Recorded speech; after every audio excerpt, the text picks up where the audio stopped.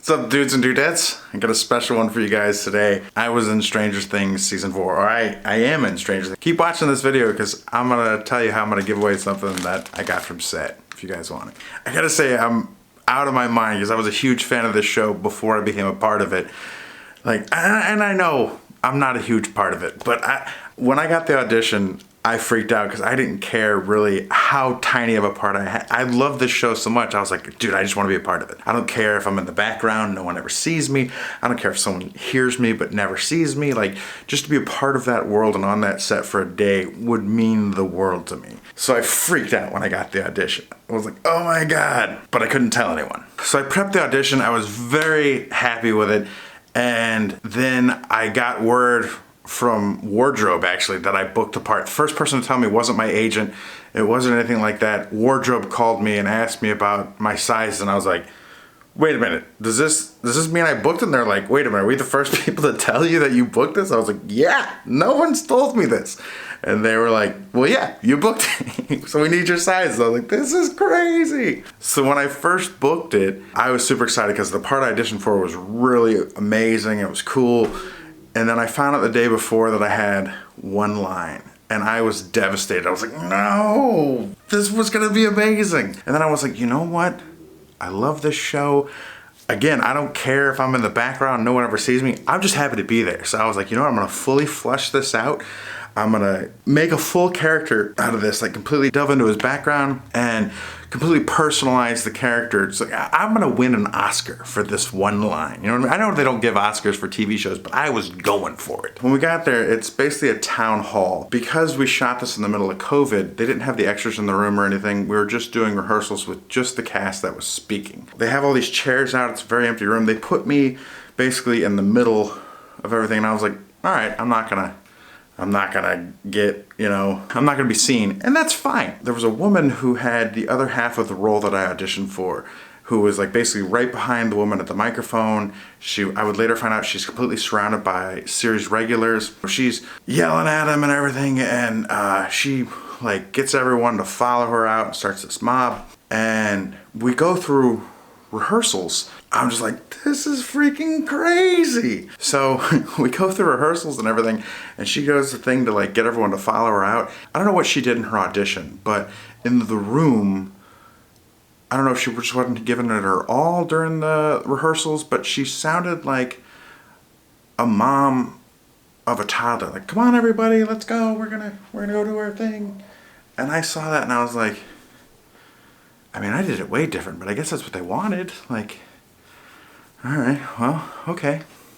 It wasn't bad. It was just like, I don't know, it just didn't fit the way I thought the role was. I don't know. Anyway, we did it a couple of times, and I'm yelling at the dude with my line, just letting him have it. They send us to like the green room. And the green room has all those cast chairs in it. There's a bunch of cast chairs. Dude, when I tell you I freaked out,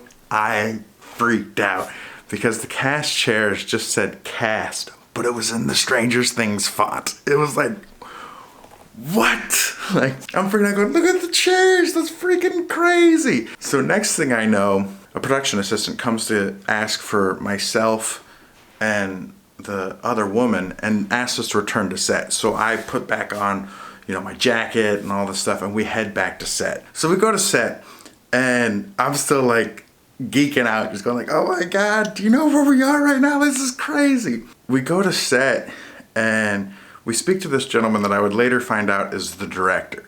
Like, there's so many people involved and so many working hands that like it's hard to tell who's who because there's just so much going on at one time. Like, it is way more than like a normal set. But so we go back to set, and there's this guy that I would later find out is the director, and he looks at us and goes, listen, there's like 1,000 pages of script. Sometime communication gets crossed, lines get crossed. That being said, he looks at her and goes, you're not saying those lines anymore. He is. And she was like, what about? And I realized in that moment two things. Number one, he was embarrassed for having to do this, and she was livid. Like, she was super mad, which I completely understand. I didn't fully grasp it at the time.